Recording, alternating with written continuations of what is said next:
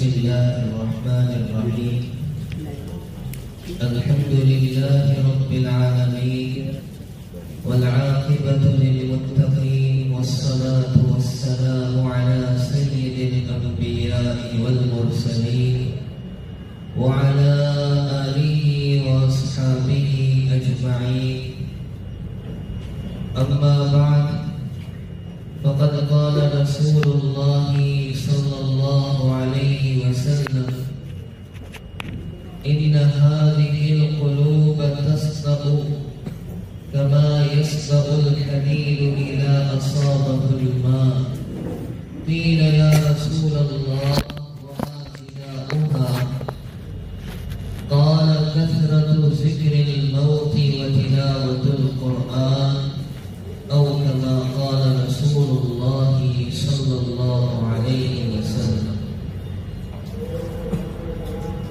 بزرگان محترم، اللہ تبارک و تعالی نے انسان کے جسم میں، انسان کے بدن میں قلب کو، دل کو مرکزی حیثیت عطا فرمائی ہے۔ بظاہر یہ خون کے پمپ کرنے کا ایک آلہ ہے، لیکن دراصل پورے بدن کا دار و مدار اسی دل پر ہے، قلب پر ہے۔ اگر یہ درست ہے تو سب کچھ درست ہے، اور اگر اس میں بگاڑ پیدا ہو جائے تو پورا بدن بگڑ جاتا ہے، خراب ہو جاتا ہے۔ محدثین نظام میں ایک بہت بڑے محدث گزرے ہیں، حضرت امام ابو داؤد رحمۃ اللہ علیہ۔ انہوں نے ابو داؤد شریف کے مقدمے میں یہ بات بیان کی ہے کہ میں نے رسول اللہ صلی اللہ علیہ وسلم کی 5,00,000 حدیثوں کو زبانی یاد کیا۔ اللہ تعالیٰ نے اس دور کے لوگوں کو حافظے بھی ایسے دیے، لیکن فرماتے ان میں سے 4 حدیثیں ایسی ہیں اگر کوئی ان پر عمل کر لے تو دین دنیا ہر اعتبار سے وہ کامیاب ہو جاتا ہے۔ ان 4 حدیثوں میں سے ایک حدیث ایسی ہے جس کے اخیر میں رسول اللہ صلی اللہ علیہ وسلم فرماتے ہیں کہ سنو، انسان کے بدن میں خون کا ایک لوتھڑا ہے، الا ان فی الجسد لمضغہ اذا صلحت صلح الجسد کلہ۔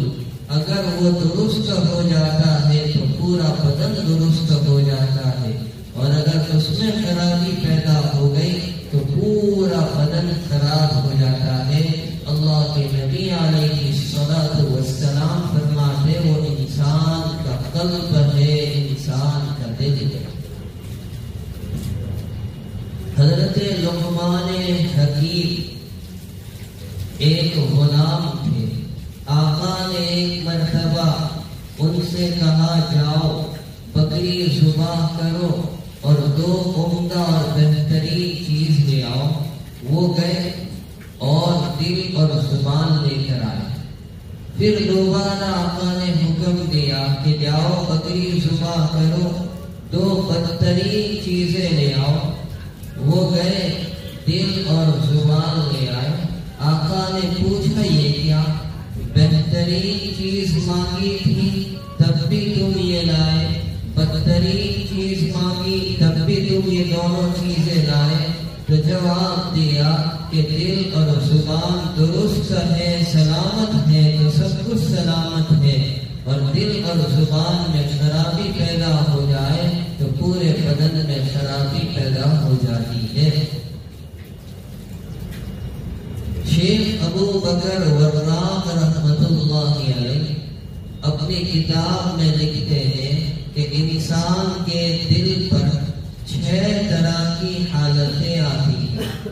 نمبر 1، انسان کے دل پر آنے والی ایک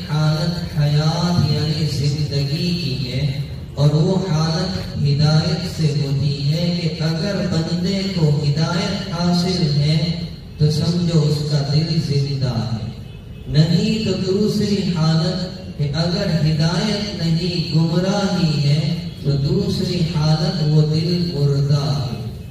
تو پہلی حالت زندگی کی ہے وہ ہدایت سے ہے، دوسری حالت موت سے ہے اور وہ گمراہی سے. تیسری حالت انسان کے دل پر جو آتی ہے وہ صحت کی ہے اور وہ حالت اچھے تعلقات اچھی صحبت سے آتی ہے.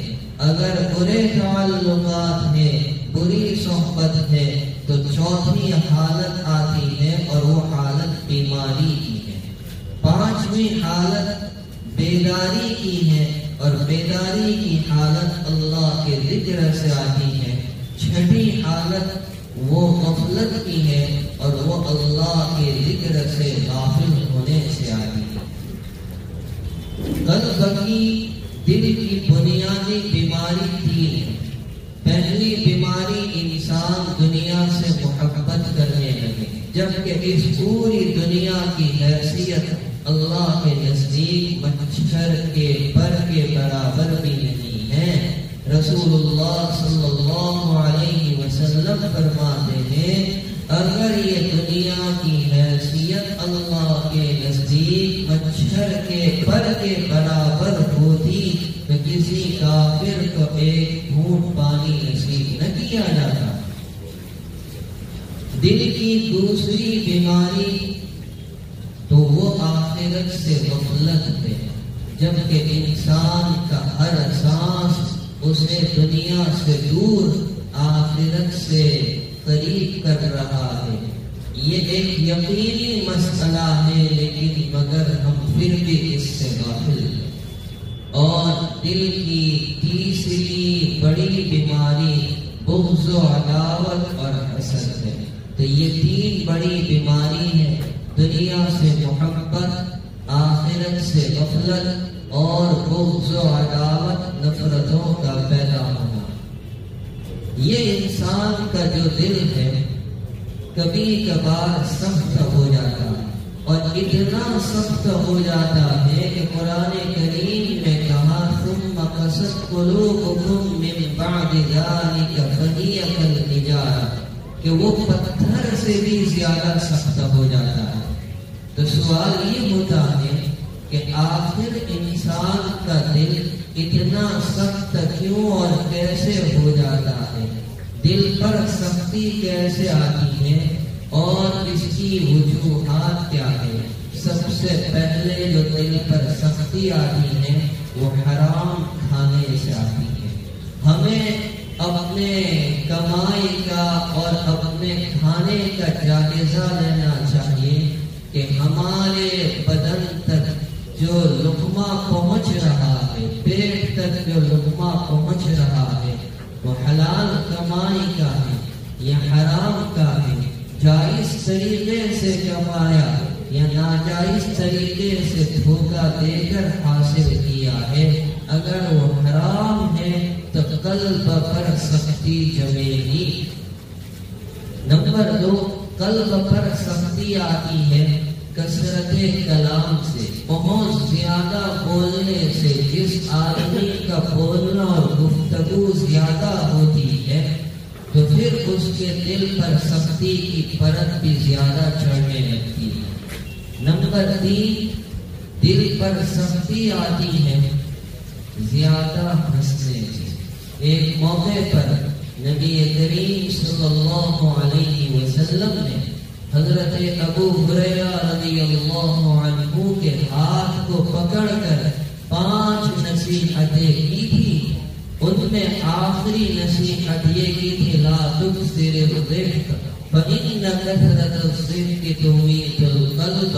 اے ابو ہریرہ بہت زیادہ نہ ہنسنا، اس لیے کہ زیادہ ہنسنے سے آدمی کا دل مردہ ہو جاتا ہے. حضرت فضیل ابن عیاض رحمت اللہ علیہ کا نام آپ نے سنا ہوگا. بہت بڑے ولی اور بزرگ گزرے ہیں. پہلے ڈاکو تھے، پھر زندگی میں انقلاب آیا تو اللہ نے ولایت کے اعلیٰ مقام پر پہنچایا. تو ایک مرتبہ اپنے مریدوں سے فرمانے لگے کہ جس طرح جنت میں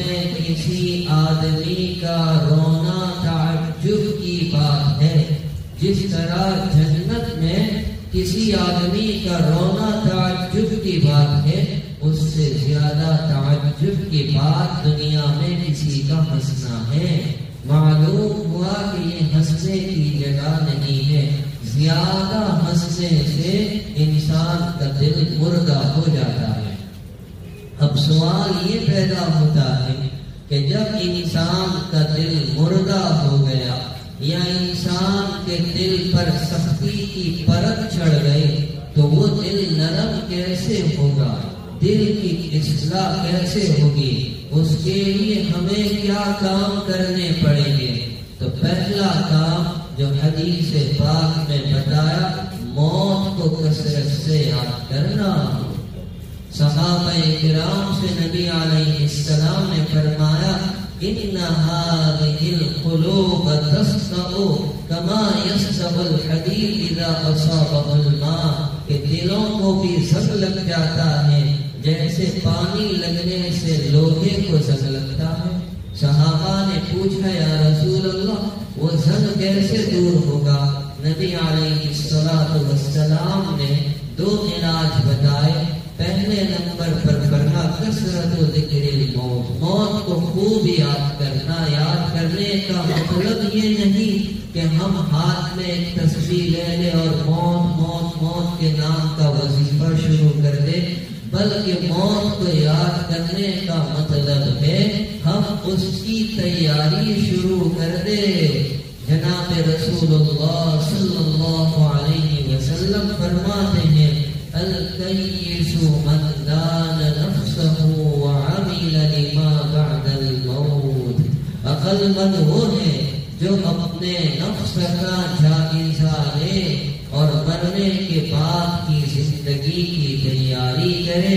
ایک مرتبہ نبی کریم صلی اللہ علیہ وسلم نماز کے لیے تشریف لائے تو بعض صحابہ کرام کو کسی بات پر ہنسی آ رہی تھی۔ نماز سے فراغت کے بعد نبی علیہ السلام نے فرمایا کہ اگر تم لوگ لذتوں کو توڑنے والی، ختم کرنے والی چیز یعنی موت کو کثرت سے یاد کرتے تو تمہارا یہ حال نہ ہوتا۔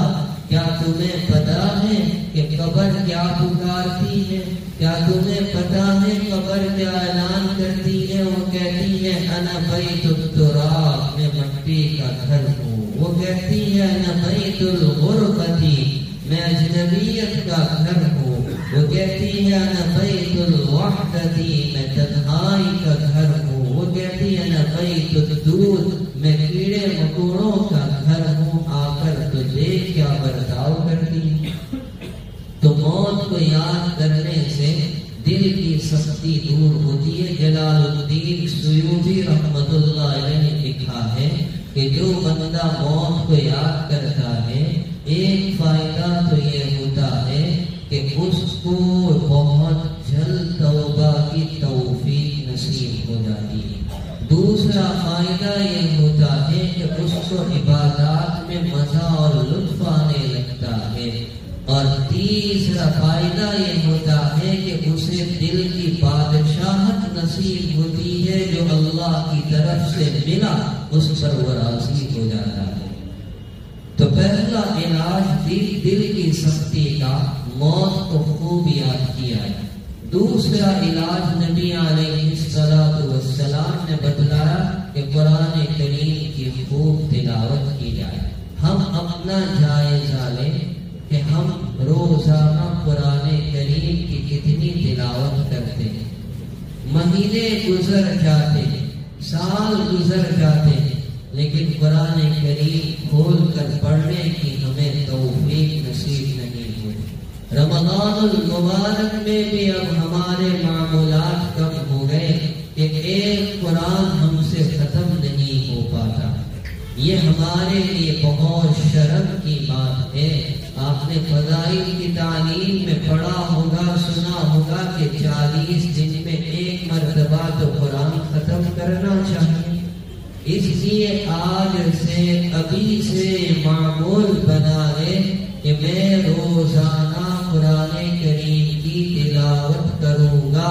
اگر کسی وجہ سے میرا معمول رہ جائے تو رات کو بستر پر سونے سے پہلے بستر سے اپنی کمر لگانے سے پہلے اپنا معمول پورا کروں گا، کچھ نہیں تو ایک صفحہ پڑھ ایک رکوع پڑھ لے، تاکہ ہمارے نام اعمال میں جہاں تلاوت کا خانہ لکھا ہے وہاں فرشتے رائٹ کا نشان لگائے کہ ہاں آج اس بندے نے قرآن کریم کھول کر اس کی تلاوت کی ہے۔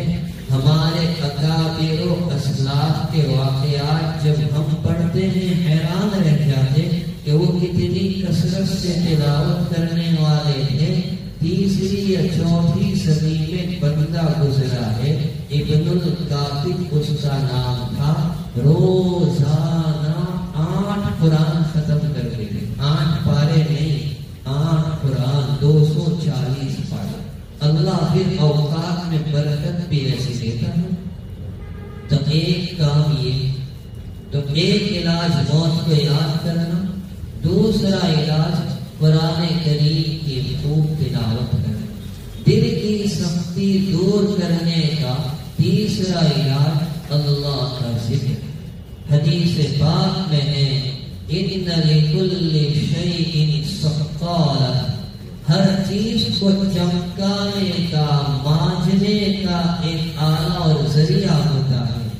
مثلاً برتن خراب ہو جائے اس کو چمکانے کے لیے کوئی چیز ہوتی ہے، کپڑوں کو چمکانے کے لیے کوئی چیز ہوتی ہے، ہر چیز کو چمکانے کا ایک ذریعہ ہوتا ہے۔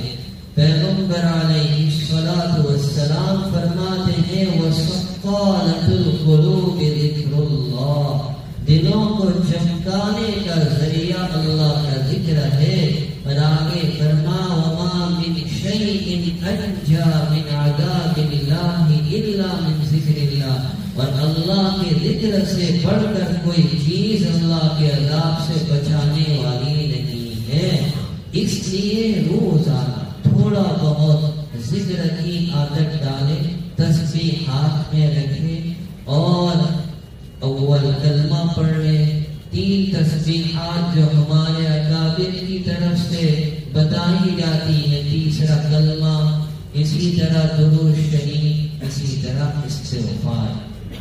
تو اس کی بھی عادت ڈالیں تو دلوں کو چمکانے کا، دلوں کی سختی دور کرنے کا یہ تیسرا علاج ہے، اللہ کا ذکر کرنا۔ اب چاہے پہلا کلمہ پڑھے، تیسرا کلمہ پڑھے، حسبنا اللہ ونعم الوکیل پڑھ لے، یا لا الہ الا انت سبحانک انی کنت من الظالمین پڑھے، یا سبحان اللہ وبحمدہ سبحان اللہ العظیم۔ کتنے ہلکے پھلکے کلمے ہیں۔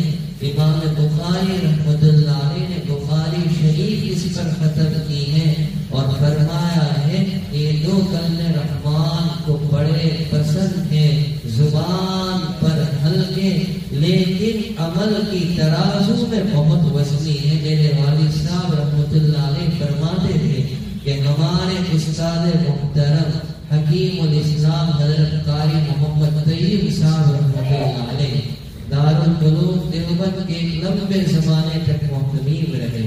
حضرت قاری صاحب فرماتے تھے کہ یہ 2 کلمے پاپڑ کی طرح ہے، کھانے میں ہلکے، پیٹ میں جا کر وزنی۔ تو اسی طرح زبان پر ہلکے، اعمال کی ترازو میں وزنی۔ وہ کون سے؟ سبحان اللہ وبحمدہ سبحان اللہ العظیم۔ اس کی ایک تسبیح پڑھ یا درود شریف پڑھ لے۔ اور آج تو جمعہ کا دن ہے، جمعہ کے بارے میں درود شریف کے متعلق بہت ساری روایات ہیں۔ کم از کم 300 مرتبہ یا 500 مرتبہ جو اللہ توفیق دے درود پاک کا نذرانہ بارگاہ رسالت میں پیش کیا جائے تو یہ دلوں کی سختی کو دور کرنے کا تیسرا علاج، اور دلوں کی سختی کو دور کرنے کا چوتھا علاج اہل اللہ سے، اللہ کے نیک بندوں سے اپنا رشتہ اور تعلق جوڑا جائے، صحبت صالحین سے بہت جلد دلوں کی صفائی ہوتی ہے۔ ایک مرتبہ لکھنؤ کے کچھ طلبا کی جماعت حضرت مولانا محمد احمد صاحب پرداب کھڑی رحمت اللہ علیہ، بہت صاحب دل بزرگ تھے، ان کی خدمت میں آئی اور حضرت سے کہا کچھ نصیحت فرما دیجئے۔ حضرت نے فرمایا دیکھو بچوں، حدیث پاک میں فرمایا العین حق، نظر لگنا برحق ہے۔ کہتے بچے کو نظر لگ گئی اور نظر بڑی خطرناک چیز ہے، فرمایا آدمی کو بیمار کر سکتی ہے۔ بعض نظر اور خطرناک ہوتی ہے تو وہ اسپتال کے بستر تک پہنچا دیتی ہے، بعض اور خطرناک ہوتی ہے تو قبر تک پہنچا دیتی ہے۔ فرمایا بچوں، جب بری نظر میں یہ تاثیر ہے کہ وہ آپ کو بیمار کر سکتی ہے، اسپتال پہنچا سکتی ہے، قبر تک پہنچا سکتی ہے، تو کسی صاحب دل کی ایک آدمی کی اچھی نظر اثر نہیں کرے گی، ضرور انقلاب لائے گی۔ تو یہ دلوں کی سختی کو دور کرنے کے چند ذریعے اور علاج ہے۔ اللہ تعالی ہمارے دلوں کی سختی کو دور فرمائے، دلوں کی اصلاح فرمائے، اور دلوں میں نرمی پیدا کرنے والی یہ جو چیزیں ہیں اللہ تعالیٰ ان کو اپنانے کی مجھے آپ کو ہم سب کو توفیق عطا فرمائے۔ آمین یا رب العالمین۔ وصلی اللہ علی النبی الکریم۔